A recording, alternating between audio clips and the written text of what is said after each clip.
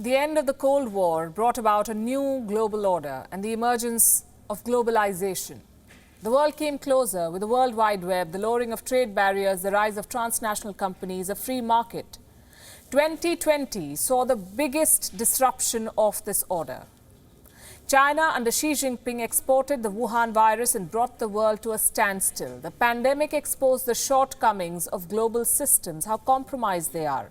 The pandemic forced a hard reset on the world, and it raised a question. Who will lead the post-pandemic world? Not the United States. Under Donald Trump, the US has all but abandoned the global leadership role. America withdrew from multilateral agreements and struggled to handle the pandemic. Joe Biden will have to pick up those pieces, heal a pandemic-crippled America before even thinking about global leadership. Then we have China. Beijing would love to play this role. It has the might, it has the money, but China will not lead the world because its record is too poor and its intentions too obvious. So we come back to the question, what kind of power equations will 2021 see? The post-pandemic world will be a multipolar world with multiple leaders as opposed to a single big player. What about India? What place will India have in this new world order? You see, the pandemic exposed a lack of global leadership, and India stepped in where it could. Despite challenges at home, which were many, India showed that it is capable of working for a global community.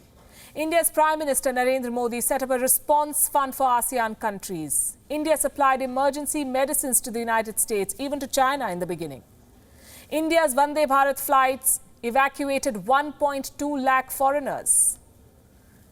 As we speak, the world is leaning on India for vaccine manufacturing. India has promised to supply vaccines to some of the low and middle income countries, including neighbors Bangladesh and Nepal. India's Serum Institute has struck a deal with Gavi to supply vaccines to many countries. India already produces 60% of the developing world's vaccines. It is the world's leading vaccine manufacturer. During the pandemic, India not only engaged in health diplomacy, it also strengthened its strategic partnerships. India stood by France in its fight against Islamic radicalism.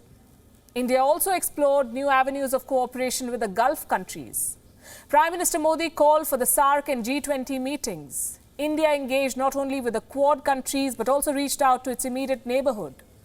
As the world prepares for a new order, India is ready to claim its place. A continent-sized country with 1/6 of the world's population and a proven ability to lead the world during a crisis.